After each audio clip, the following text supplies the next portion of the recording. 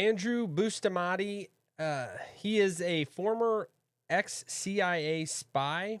He just went on to the Diary of a CEO with Stephen Bartlett, and he, with his wife, Jihi, he said it a couple times, her name, in this video. They were both on there together, as you can see on the screen.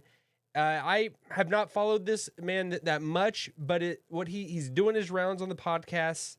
It sounds like he's going to fall off the map soon, and that's going to be self-inflicted. He sounds like in 2027 he wants to basically disappear from this world and not be in the eyes of anyone out there, the normal, regular people anymore.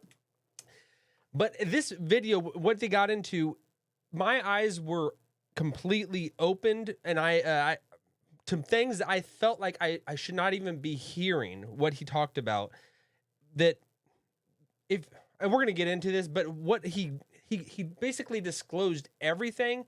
But when the topic of Jeffrey Epstein got brought up, it seemed like there was a calculated move, or almost he knew that this question was coming up, but he dialed it back. And same with Jihi. Her answer was almost like that they had practiced it. And I know that we're also going to take a look at, he has been on Patrick Bet David on his podcast, and they went through a lot more in depth, and that was a couple weeks ago. So I don't know if it was more rehearsing of knowing maybe we shouldn't go into it as much. Almost like it just seemed like there was something being hidden. And this guy is actually truly to the core CIA, more than I mean, when you're CIA, but this was just, I've never seen somebody just come out and just talk about these things like he has. And it was really, the whole video was really cool.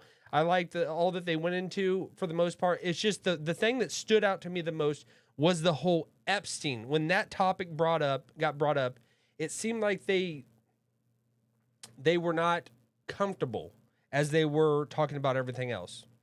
But I want to take a look at this. This is him.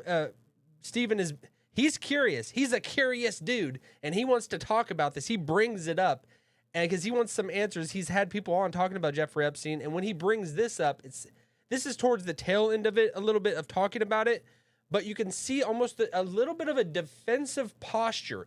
I don't know what it is about Jeffrey Epstein, who's a terrible person, but it seems like Jeffrey Epstein, beyond the grave, gets underneath people's skins, as we've seen it with Donald Trump. He doesn't want to talk about it, and you see a little bit with Andrew right here, which I had not expected. It's kind of caught me off guard, to be honest.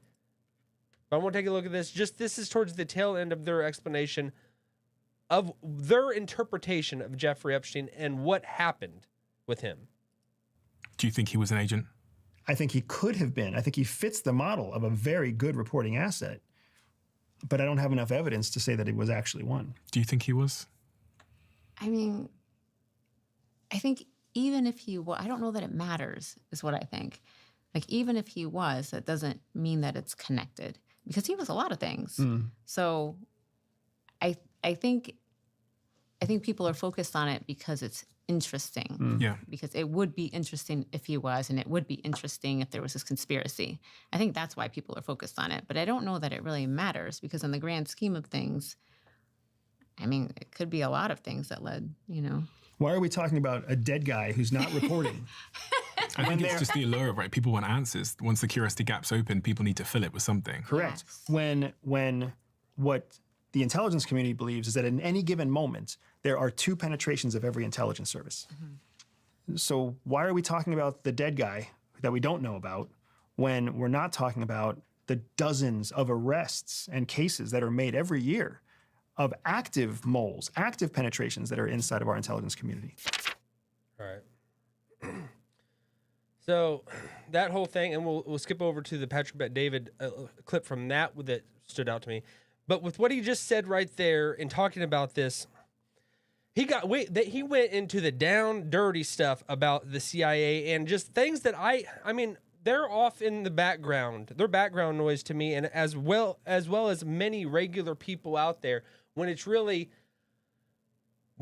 there is no privacy right now. Like, they can access anything at any time. They are completely familiar with everything you're doing. It's just, if you're a regular person out there, you're not a target. They don't care. They have more important things to deal with. The CIA does. So, and their main thing is protecting the United States from abroad, from people, from other countries, and terrible foreign actors that are out there. But really, it's kind of a good thing that we got them, because you need them. But it is almost a little bit shocking. And I shared in this, listening to this video, my life seems extremely boring after listening to Andrew Bustamante and all that he talked about and everything that going on with the dealings of CIA and the adventures he's been on. Him and his wife, almost like a real life, almost the tail end of the True Lies movie. If you've ever watched True Lies, it's like, that is actually happening. I've always just thought, like, oh man, that's just them embellishing. Hollywood is just making it fun and games. It's not really like that. It is definitely like that, and a whole lot more.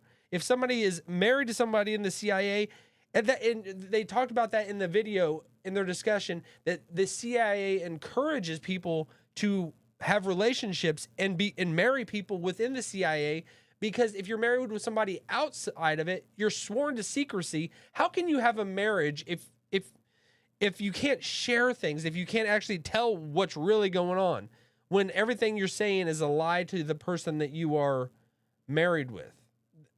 And we saw that the breakdown in the movie True Lies. I want to go back and watch that sucker. That was a good one with Jamie Lee Curtis and Arnold Schwarzenegger. It was very good.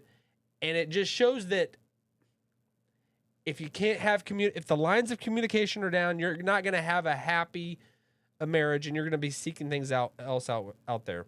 But them talking about this and the whole Epstein thing, because I want to shift back to that.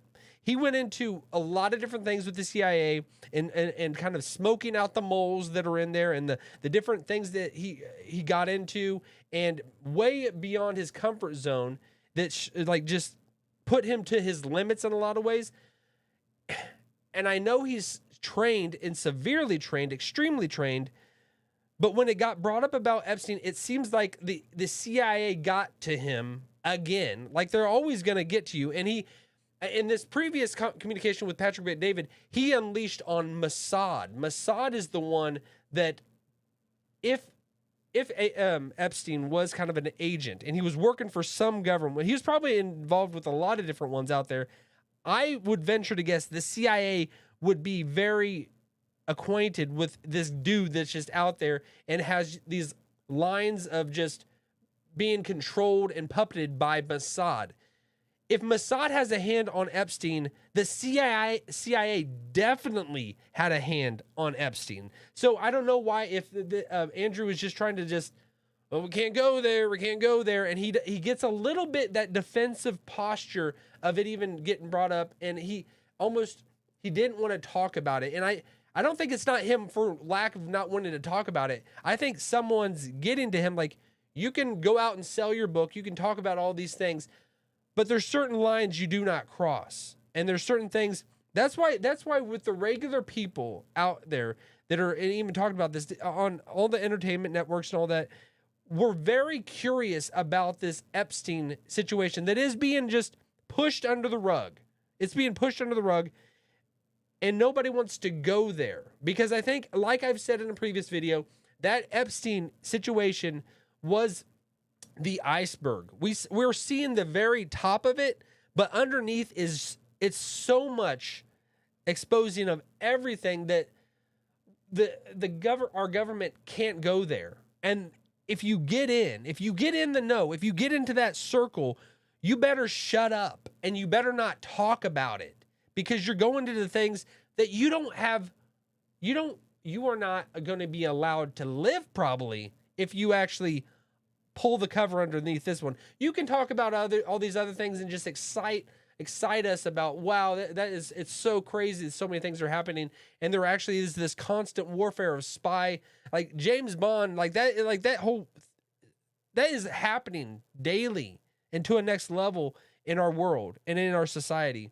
But when you touch on the Epstein thing, because I think that would very much tarnish the CIA. You could say Mossad probably did have, they were controlling him, but you think that Epstein is being controlled by Mossad, but the CIA doesn't know every single thing that is happening? Are you kidding me? If they're tapped into everything we do, if they're listening constantly, and he would have been a very specific target of interest. The CIA was, if they're allowing Mossad to come in and control this guy, they're probably pulling the levers behind the scene of even letting Mossad do that. So that's just kind of a weird deal to me that Andrew has got like this, because I think this is something like the whole video was it was gangbusters. It was good. It like fireworks, woo, everywhere. They were all over the place. And what he was revealing, it was awesome. And I'm glad he's going on to these podcasts and he's doing this, but he's on a leash. The CIA is only going to let him go so far. They can disappear you in an instant, and he understands that. He's lived it. Which brings me to I'm talking about the podcast that he's gone on. He's gone into a number of different ones out there, but there are some that he hasn't gone on, and there's one in particular that he's almost being blackballed, and he's not being allowed to come on, and that's the Joe Rogan podcast, the biggest one out there. And in this conversation with Patrick Bet-David, he brings it up, and it's pretty awesome to hear Andrew's take on it, because it's very enlightening. So you haven't done Tucker. You've not done Rogan. I have not done Rogan. Why haven't you done Rogan yet? So Rogan actually knowingly is passing me up. Yeah. So I have a book coming out. I know we've talked about it off camera. I have a book coming up. My publisher actually reached out to the Joe Rogan show to make sure they were aware of me and my upcoming book. And their producer wrote back and said, Joe knows Andy. Joe's been tracking Andy, and Joe does not want to talk to Andy. Very interesting. I don't know why. I have a silly theory, because when I interviewed with Lex, and I have tremendous respect for Lex Friedman. When I interviewed with Lex, it was before I really understood that during these interviews, there's a bit of a game that you play with the host, right? So I made Lex look bad. I'm so glad he said that, because that is this whole new wave that we're going in. I obviously love podcasting. I'm doing it. I'm very interested in, I don't need regular cable TV. I am very satisfied with listening to podcasts and all the conversations that are had out there. Having said that, as it grows, it becomes bigger and mainstream, and this is where news headlines are made. This is where it's living within these conversations that people are having. It becomes its own weird deal, because if you go on a podcast, who are you really getting on there? Who are you actually seeing? Because the person that's being interviewed, being talked to, they could say all the things in the world, but they got to be so careful, because they don't want to offend the person that they're talking to, because that's their podcast, and they can release whatever the hell they want. You know, of course, if they just clip it up and take things out of context, they would become just regular news that is out there that we actually want to throw up, because we see like the CNNs and all the different regular news networks that are out there are so corrupt, because they push a storyline. But now podcasts are almost becoming that in a certain sense, because who are you actually seeing? Because they have the final cut. What actually goes out there? What actually gets released? Am I going to change if they make me look stupid in a certain thing, in a certain part of the video, am I just going to kind of maybe cut that part out, not let it be seen?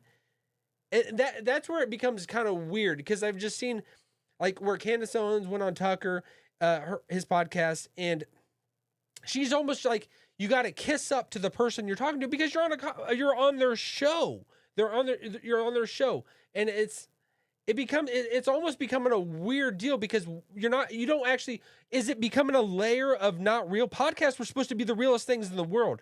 Joe Rogan made it awesome, because you see beginning to end the whole conversation. There's nothing taken out. You see everything. It's something that makes somebody look stupid. It's there. It doesn't get just withheld. And it became, that's real life. We crave authenticity. We crave seeing what is actually happening. And podcasts and the big names, the big hitters out there are almost maybe as their, what's it called? Your not self-esteem, but you're just, what's that? I'm thinking of. I found that if you try to think of the word, say the word that you can't find, you won't be able to find it. As their ego, maybe that's where I was going with. Their ego starts getting puffed up. You don't really become as real as it gets anymore. Because you're gonna make things. You're pushing the narrative of you care about yourself. You care about your podcast becoming the airwaves. You care about your name getting bigger and bigger, as opposed to having the real, down to earth conversations. Even if it makes you look like a stupid idiot, you want to suck the realness out of everything. You don't want to be a puppet. You don't want to be something fake out there. You want people to see what is really happening. And if the interview didn't go good, it didn't go good. Put it out there. Show everything. I mean, that should be almost where we make it. I know we want to cut everything up because it makes it interesting. We want people to be locked in. But on every podcast, why can't we get maybe put a code of ethics for podcasters out there? Release the whole thing, and then you can maybe make the beautified up version of it so that it makes you look good. You got all the things, you kept the interest, you kept the retention, all that good stuff. But then maybe have that everything, it becomes, the whole conversation needs to be seen or accessible. This should be maybe something we raise up to everyone. Like if you want to be in the crowd of the people that people trust, this is what you put out there, And I know it's not great. I know it's not, because it might make you look stupid. Your career might be devoured, but who cares? And which leads me into my final point. All this stuff, we can get into the CIA, all these things happen in this world, because there are a lot of crazy things happen in this world, and it seems like it's getting crazier by the moment as things are escalating in degrees we have not ever even thought to comprehend. Things are getting crazier by the day, by the moment. And I think that shows you the times that we are in. And just things are coming to light and everything that's out there. And I think that as we realize the times that we're in, if you are not burying your head in the sand and you're actually open to what's coming down the pike, because something big, I believe, is about to come down the pike. And these government agencies out there, whatever, they can just, in an instant, just, you are off the map. Your voice will be completely covered. I've had this recently about TikTok out there. I love TikTok. I love TikTok. They're so good. But I'm actually almost repulsed by TikTok. I'm just going to say it. I'm repulsed by TikTok right now. I don't even want to post on TikTok out there because of things that I've just put out there, and it's just being pulled down. It's making me sicker by the day. And they're all susceptible to it. All these platforms that we post on, and we think we have our voice out there. It's out there. Everybody can hear us. That's cool and all, I have freedom of speech. I can say whatever I want. Yay. But then your voice can be pulled down in a second. You can be just bye-bye. See ya. You're done. You say anything out of line, you're done. And that, I used to think it wouldn't be so bad if China took over. I mean, they'd be nice. We'd eat a lot of good Chinese food. With a dictatorship like that, you really do see that if you actually want a voice and be able to speak, those aren't the ways to go about it, And I think we need to put a little bit American in everything, because I'm about to, I am becoming, Mel Gibson, the Patriot, Braveheart. we need to I fight for freedom. And these platforms, I know they are. I've always like held back in a lot of the ways because I'm in their house. That's why I guess I with TikTok, I'm still using the platform and I'm not posting anything on there because it's ridiculous, the things that they're pulling down. But it's their house, it's their platform, play by the rules. Take off your shoes when you walk in, I guess, kind of thing. And be nice, play nice. And as I'm not on there, I feel like in my heart of hearts, it's detestable, you know, what they're doing in some ways. And and even YouTube can kind of, they have their words you don't say. They have your topics you don't go into. And I think that we're living on borrowed capital of what Elon Musk did with X. And and that should go down as like a huge thing that we all respect and look back to, that he, at least for a little while longer, kept the ability for people to say freely, post freely what they think. And we're living on that borrowed capital, that borrowed land and time. And who knows how long it will last. I guess if with the Trump administration, having them, I at least feel a lot better about having them than the opposite direction we would have went if Trump had lost the election. And that goes, I mean, that brings me up to the whole, I'm just going to say it just because been on my mind a lot. On my mind. Nick Fuentes, he's always on my mind. There are a lot of things about him. I'm not going to go down his whole trail and a rabbit trail and all the things that he's doing, but something about him, I think he's more of the Joker than me. And I love the Joker. He's such an idealist, which is good, but almost that he's completely just wanting to destroy and decimate Trump, his administration, his crew, what he's doing, because it's not the perfect. And it's like, he reminds me of someone that is never satisfied. And I maybe that's a good thing. You shouldn't be satisfied to an extent, but if you're actively wanting to oppose and destroy because it's not the perfect ideal, where are you actually going to get to? Where are you actually going to get to of making a difference, of making this world better, or making America first, better in actuality, when you just are why not still criticize the hell of things that aren't perfect and great of what you want, but don't be actively against what we know that is good with the Trump administration. What they are doing is good. Support that, as opposed to finding everything to criticize and critique about. I had to say that because I like that he's out there. I like that he's been released, from his cage. What he was put into, nobody was seeing the light of day of him. But I think he's going about it, and I think that's that lack of maturity that he has not apprehended yet. That you gotta not go along to get along, but don't be just. Find the good in some things. Find the good in some things, but not just see the bad in everything.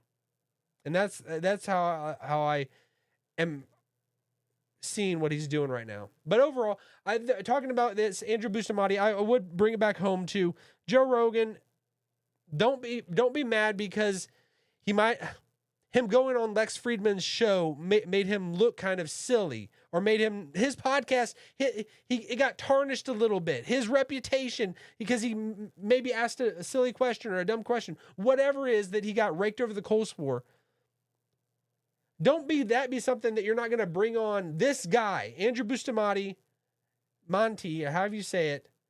If you're not, that be something, and that might not even be the reason at all.